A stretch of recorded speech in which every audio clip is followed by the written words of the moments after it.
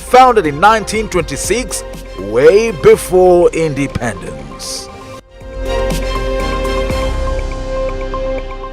Glad you're watching. Well, 30 minutes of the broadcast begins now.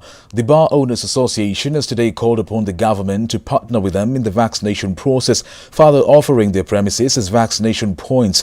The association says they have lost over 100 billion shillings since the onset of the COVID-19 pandemic. Chapter Boyd reports. With the resumption of operation by bars, the Bar, Hotels and Liquor Traders Association can now breathe a sigh of relief after the government further eased restrictions governing their operations by allowing bars and restaurants to close at 11 p.m. or in accordance with their license regulations. According to the association, the sector has lost 150 billion shillings, which will take them up to 5 years to recover. This industry has lost 150 billion shillings. We are talking about 15,000 bars who have closed, bars and hotels. We are talking about 250,000 employees who went home. The association has further asked the government to partner with them in the vaccination process, as all hotels, bars and restaurants have offered their halls and premises as vaccination points. For every vaccination in the bars, hotels and restaurants, each Kenyan gets a free beer. Wanachama wetu wote 54,000 nchini.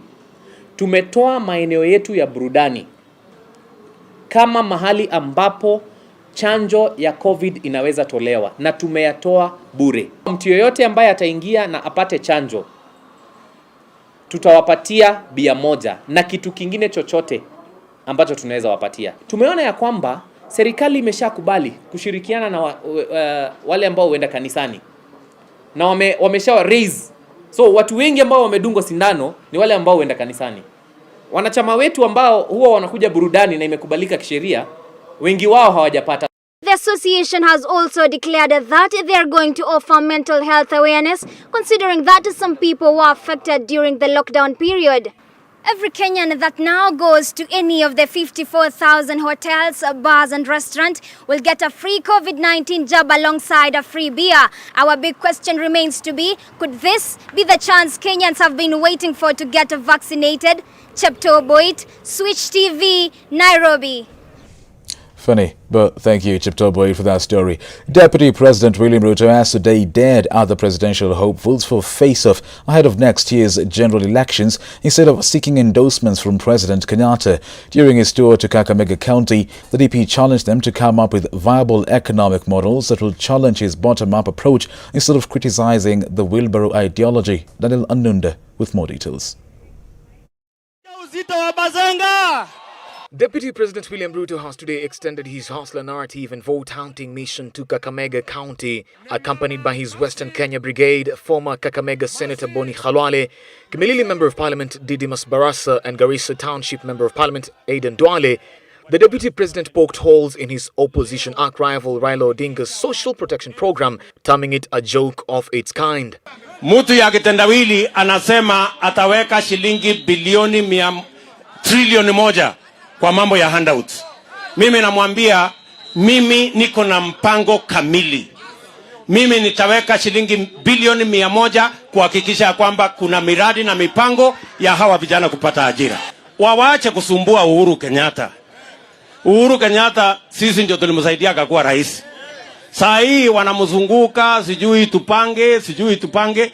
Waache Uhuru Kenyatta, wanashindana na mimi. Hawashindani na Uhuru Kenyatta. Wakuje, they must face me. Ruto, if elected, says his government will reduce the cost of living and improve the economy while building on the Big Four agenda through his bottom-up economic model. Na mimi nikiangalia, Mheshimiwa Uhuru Kenyatta ako na kura moja, si mnamjua? Uhuru Kenyatta atawaamulia ama hatawaamulia? Kakamega County and the Western Kenya region at large has been known to be ODM leader Raila Odinga's turf. Time will tell whether his visit will neutralize Odinga and his ODM popularity in the area. Daniel Anunda, Switch TV. Thank you, Daniel Anunda. Still on matters politics, ODM party leader Raila Odinga has declared a ceasefire between Kisii Governor James Ongwae and Interior Cabinet Secretary Dr. Fred Matiang'i. The two have been tussling over the control of the Gusii region. Odinga, while speaking at a school dormitory fundraiser in Mungori High School, Nyamira County, said they shouldn't worry, for they will be in the next government. Those in attendance included Defense Cabinet Secretary Eugene Wamalwa and his health counterpart Mutahi Kagwe, among other leaders. And we are going to work together with Fred. Another son of a Bagusi who have worked together for a long time is James Mariba Ongwae here. And those are 22 Gusis. Drop a water in the ocean and we will work with both of them. I will work with both of them.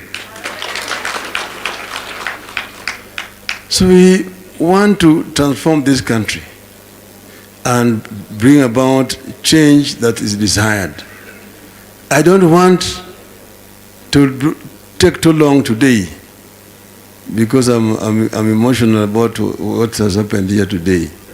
So I want to invite Fred to come here. And we shake hands.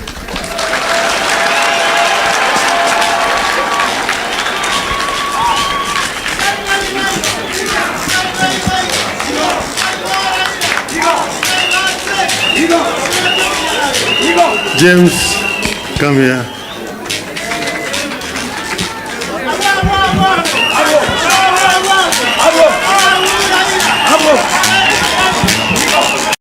Elsewhere, a section of Langata residents are on their second day out in the cold after demolitions of their houses in the wee hours of the night.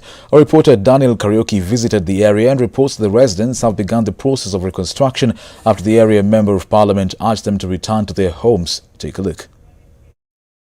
Rebuilding process of these homes has begun in the same area from where they were demolished. According to these residents, this location has been their home for years and are not ready to give that up. Tukawaambia tuendelea kujenga. Harakati ya saa hii, sisi tuko njaa, watoto wacharara, watu wacharara wote. A kilometer away from this location, women and children found refuge at this church without roofs over their heads. Tuko na makura, yes, hatukatai. Lakini kura yenyewe tutapigia wapi? Watoto ni watoto natafuta, ni vitu natoa kwa nyumba. Sasa sisi Kenya tulitoka nayo ni nguo hizi zenye tunafaa. According to Josephine Nyaboke, she has resided in this area for over 40 years. Vitu zilikanyagiwa chini, vitanda hatuna, godoro zikachomeka, zikakanyagwa zikaisha. Aya, watoto nao wengine wakapoteleana usiku, wengine wakaumia wakikatakota na mabati. Hata kama ni wewe mtoto wangu saa hii, hebu kuja ulale hapa nje usikie. Humbu, baridi, yani uwezi lala comfortable. Mpaka konokono zinatembea hapa, snails zinatembea hapa, hata unaziweka kwa uso hivi usiku. These pictures depict the real situation, the dire situation of evicted residents who are only left in the cold, hoping that no rain befalls them as they continue calling on well-wishers to come to their aid as they're left roofless and homeless. Daniel Karaoke for Switch TV, Nairobi County. Thank you, Daniel Karaoke. A requiem mass has been conducted in Kapia Misa town for Kenya long-distance runner Agnes Tirop after she was found dead at her home in Iten.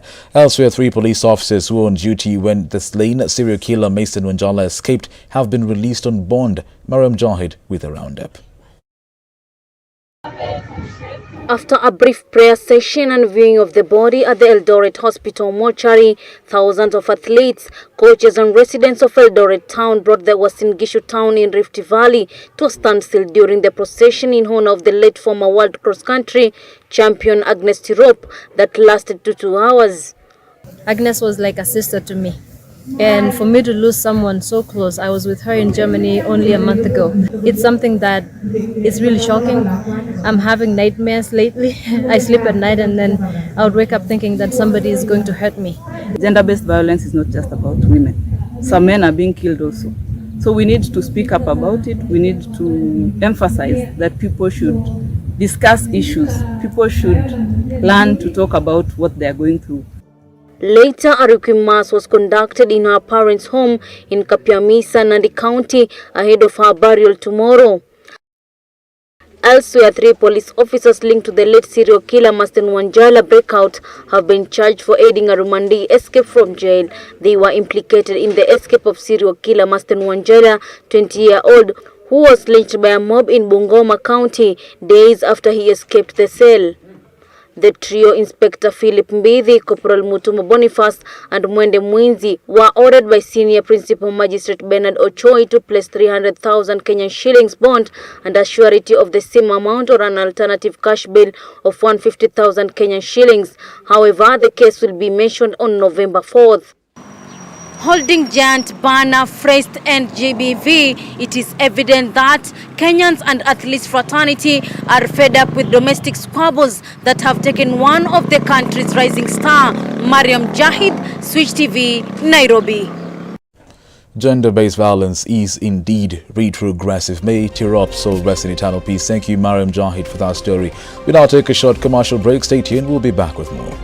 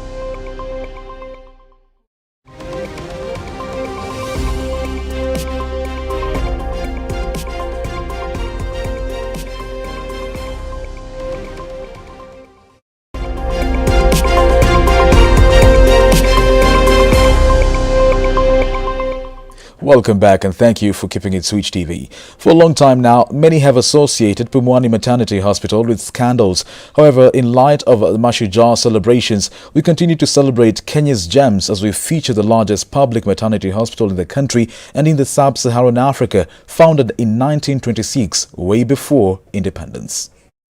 We feature Pumwani Hospital, which is the largest public maternity hospital, and in a day they receive about 80 deliveries on average alone. So we'll get to hear their achievements and successes. Follow me.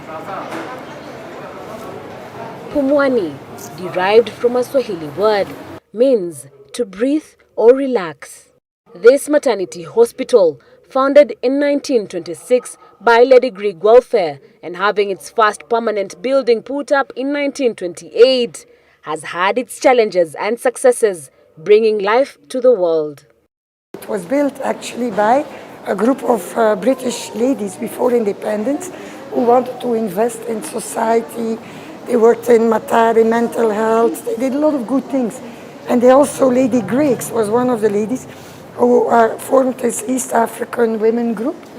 And they were doing kind of thinking what is really needed. So that was the kind of the concept of Pumwani. President Jomo Kenyatta could open this maternity in, I think, 28. The hospital, which now falls under the Nairobi Metropolitan Services, Professor Marlene Tamaman, the current chair of the hospital board, recalls working in Pumwani in 1987, fully for 6 years, and afterwards joining the hospital management in 2015. And there was a shortage of everything, also the materials. And we had some gloves, but not enough. So after every delivery, we had to wash the gloves and to hang them there to dry. At that time, there was a shortage not only of supplies, but a shortage of nurses, doctors. Now, much better. Something else, when I came here in 86, 87, we did not have in the newborn unit, there was no incubator. An incubator for preterm babies. None. Then we managed, again with partners and with, advocacy and stakeholders together to buy one. And in that one, there were like 5 babies, preterm babies, but it didn't matter. They had a better chance of survival. Today, being an obstetric and referral hospital for delivery of expectant mothers in Nairobi and adjoining districts, with 354 obstetric beds, 144 baby cots, and 2 theatres, Professor Marlene Tamaman recalls unveiling the first labour ward theatre on 1st February 2001. So there was only one and it was broken down a bit. So we collected money and we really made this theatre. The very first ultrasound machine we brought also with charity money and doing advocacy.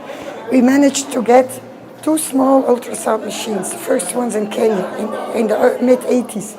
And it really changed a lot because moms are coming in with bleeding or whatever, and at least then we could see, is the baby alive, is it a twin? Professor Marlene shares a dream for the hospital. Look at the many Kenyans who are born here. Many of them are now Mama Kubwa, Bwana Kubwa in politics, in business, in whatever, influential people. So I think they should pay back, invest in the place where they have seen the light. Working in the newborn unit with Dr. Beth Maina, the Deputy Medical Superintendent and Head of Clinical Services, we get the privilege of seeing new life.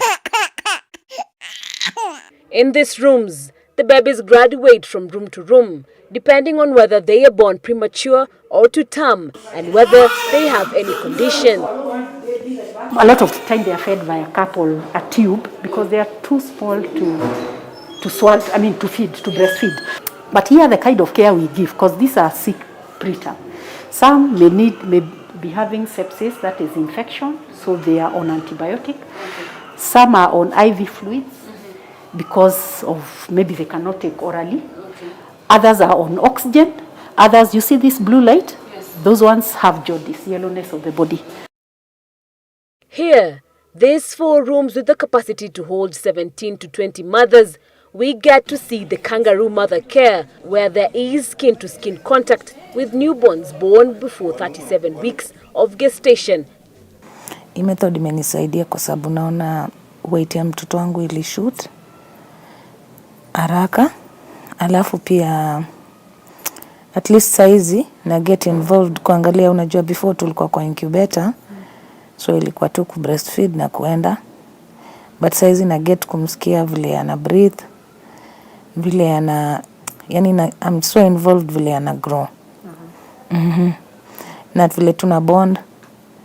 This method, which prevents preterm deaths by 25%, the mothers are trained on how to best take care of their young ones, with the overall goal being to ensure the child is 1,800 grams before they are discharged. Welcome to Pumwani Lactation Support Center, which we are very, very proud of, because this is the first, not just in the country, but both in East and Central Africa. In this room, mothers get to donate milk to abandoned or orphaned babies, unwell babies, or to sick mothers and preterm babies. Purely voluntary, of course, there is no pay. It's just like the way you can donate blood. So the mothers come. Before they come to donate, we have a nurse who goes there to, you know, try recruit and talk to them and confirm that they have surplus. So if you're willing to give voluntarily, now you're invited here. So here you are again taken through. They counsel you more. They take a history. There's usually a screening tool to ensure that you're not a high-risk person. And then there is some tests that you have to do. Usually we investigate for HIV, for hepatitis B, and for hepatitis C, and syphilis. So if we take your blood and you have any of those conditions, we of course will counsel you and tell you have this condition and you're going to be linked to care and treatment, but you can't be a donor. After the mother pumps the milk through this machine, we get to see the milk bank where one has to sanitize and remove their shoes before getting into the room, stocked with refrigerators and machines. Once they get the results that the blood work is clean and the milk is safe, the raw milk is stored in the refrigerator with a red sticker. The raw milk is then put in the milk pasteurizer, which preserves the nutrients after it is heated for 30 minutes at 62 degrees to kill all microbes. In this process, the milk is tested through a microchip to ensure it is well pasteurized. Then the same machine cools it before it is stored in a refrigerator with the longevity of up to 6 months. Once ready, it is stored in the ready-to-use refrigerator with the green sticker and used only through prescription. Since its inception in 2019, in the last weeks, about 1,200 have benefited from the milk, with about 700 donors giving the milk. Reporting for Switch TV, my name is Harriet Chimere.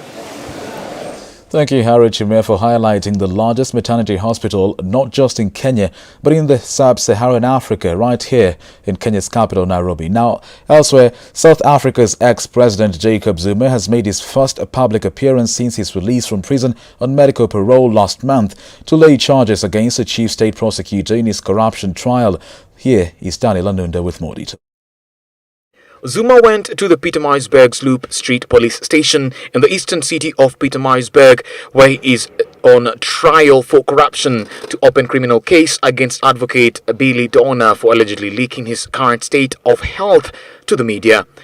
The former president, who was accompanied by one of his daughters, Duduzile Zuma, waved at his supporters who had gathered outside the police station. His supporters were chanting songs of victory for the former president. Jacob Zuma's spokesperson Mzwanele Manyi said, quote, "There's a whole thick ARC-level file of evidence he has brought to show that what he's talking about is not something he's made up. He's got evidence and he has submitted all the evidence to the police. The police will obviously investigate," end quote. One of the supporters, Landi Levika, promised their everlasting support for the president. Quote, "We will always be with him because he has been with us, so we will not leave him during this time. We will stay with him all the time because we are the people of Zuma and we will die with him. We will go where he goes," end quote. Last month, Jacob Zuma's advocate Darlene Pofu explained the act prohibited Donner from providing legal documents to the media. He said Donner risks facing a 15-year sentence if found guilty of the charges. Former President Zuma takes the strongest possible exception to what was done with his confidential information and the way it was treated in this court. It amounts to criminal activity, Mpofu said at the time. In July, Zuma was found guilty of contempt of court for ignoring a separate inquiry into mass looting of public funds during his rule. His jailing sparked violent protests and looting in his home province of KwaZulu-Natal that spread to the financial hub Johannesburg in July, claiming over 350 lives. The next hearing is set for October 26th. Daniel Anunda, Switch TV. Thank you, Daniel Anunda. Now, from that story from South Africa, it's now time to get sporty with Cedric Oronje.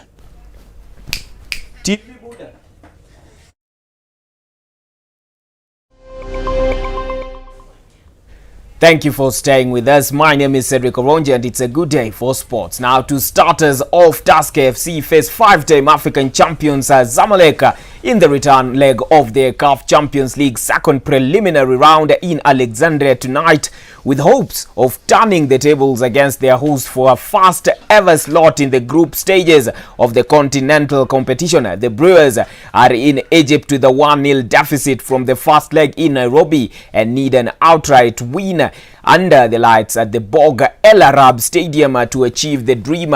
The last time a Kenyan team faced Zamalek at the stadium was in 2019. Gor Mahia traveled to Egypt after beating the White Knights 4-2 in Nairobi and ended up suffering a 4-0 loss. Defender Charles Momanyi was in that Gor Mahia team that lost to Zamalek at the same time facility and on Thursday night.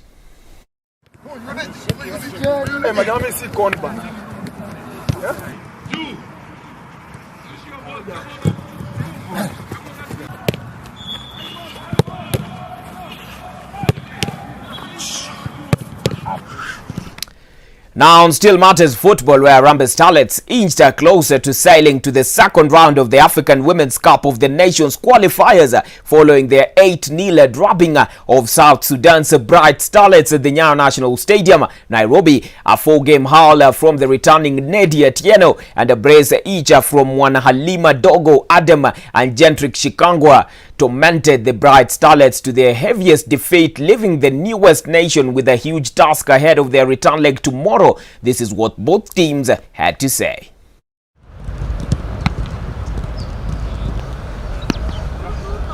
Timu hizo mbili zote tuliona katika ile michuano ya interclubs ni ambao ilikuwa na wachezaji wengi katika timu ya Uganda na Ethiopia. Kwa hivyo tuko tayari kwa timu yote ile ambayo tutapatana nayo. Timu tukipatana Uganda tuko tayari, tukipatana na Ethiopia tuko tayari. The girls froze a little bit and you could see it in the match, and I think, like I said, if we can bring the pressure on them down and make them just enjoy the game, then I think we will see a much better game. Now we shift our gears to Europe, where as West Ham took a significant stride towards the Europa League knockout stage with victory over Genk forward Jarrod Bowen, say the teams will be